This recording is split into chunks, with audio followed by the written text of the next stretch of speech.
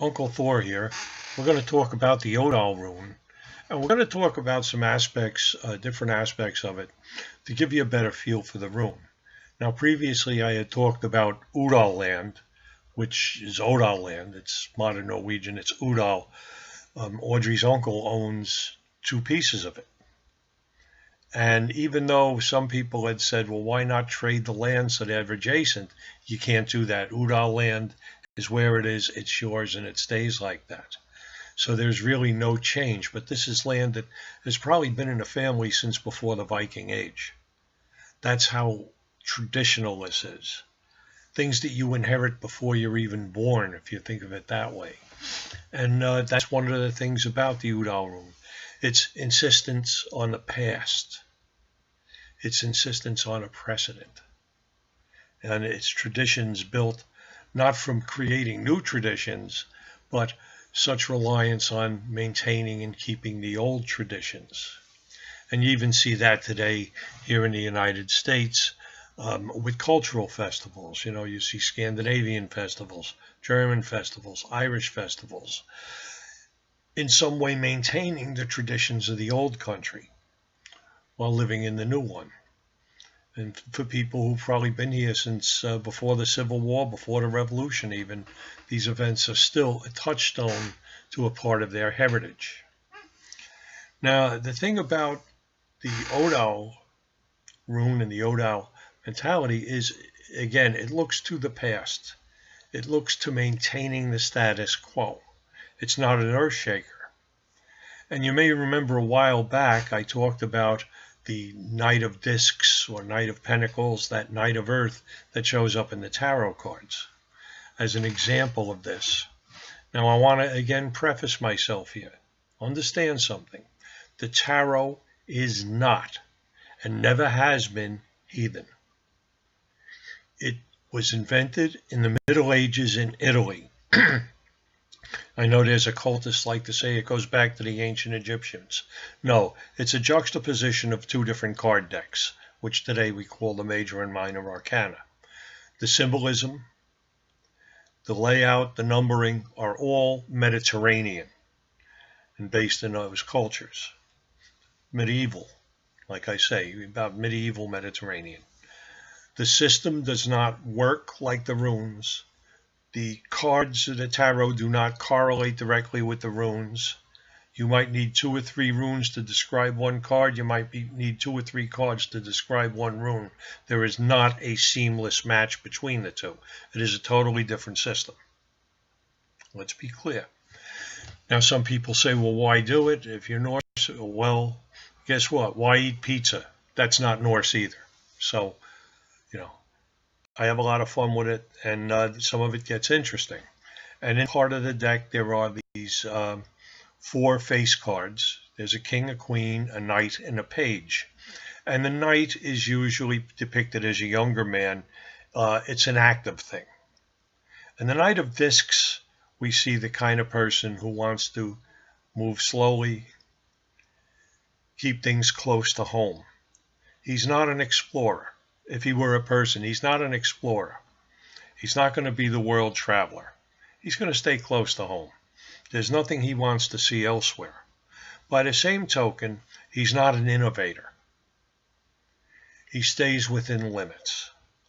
And he's conservative, not politically, but a small c conservative in his attitudes towards things around him. He's not big on change. He likes the time-tested things. Okay. And sometimes that insistence on keeping to the old ways can be a hindrance. And I've mentioned this recently too, that someone I knew was a person, she had grown up very poor. She had not lived in the best of circumstances. And there was a time when she had been given an opportunity for a whole new lifestyle that was promised to be better than anything she had. And at the last moment, she sabotaged it and ran away from it because she was more afraid of a new thing. Even if she knew it was going to be better, she would rather deal with an old thing, even if she knew it wasn't pleasant. And that's the bad side the dark side of the Odal Rune that keeps us from innovation and moving forward, where we spend too much time sticking to the past, the precedent, refusing to budge and refusing to meet the times. And I sometimes get like this too. I don't like things to change that much. This is the way it always worked. It always worked for me. Why rock the boat? But I still end up innovating and moving forward. But some people are very afraid to move forward, very afraid to take that step. And so they root themselves in and stay. They entrench themselves. And in some ways, you will see time and things passing them by. And they're almost like an anachronism out there. They're not keeping with the times. I have a friend who's a lawyer. For instance, he's still practicing law. He's very old, and he still will not deal with computers in his office. Everything is pen and paper and typed and everything, but no computer. He just does not move with the times. And he doesn't see why this is not to his advantage. He just can't see it. It always worked this way. This is how I'll do it. Why change? But sometimes we have to make a change. Sometimes we have to break from precedent because, as our saying said, the principle is not bound by precedent. Just because things have always been a certain way doesn't mean they have to stay that way. And if there's a principle, a way to do things, and we've never been able to do it before, that doesn't mean we won't be able to do it in the future. See, that's moving forward. So Odal can be a great thing, traditions and such, and precedent can be a great thing because it gives us time-tested things that work. But if we over-rely on them, they can also hold us back from stepping into new territory that goes beyond these precedents. And all human progress is a step beyond the precedent. All this technology and everything we have today. So just consider those things in terms of the Odal Rune.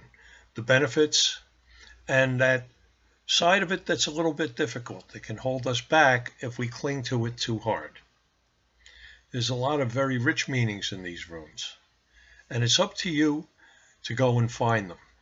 I can present some information, but it's second-hand information you're getting. The best is to get first-hand information. This concludes this run through the Futhark. This is, so maybe I'll run through it again and look at even other aspects, but for now, take your time, learn for yourself. The runes can provide wonderful things for you, but it's up to you to do it. Remember, don't force into them, ease into them. Ease draws them to you, force pushes them away. I wish you good luck and success. This is Uncle Thor. Have a good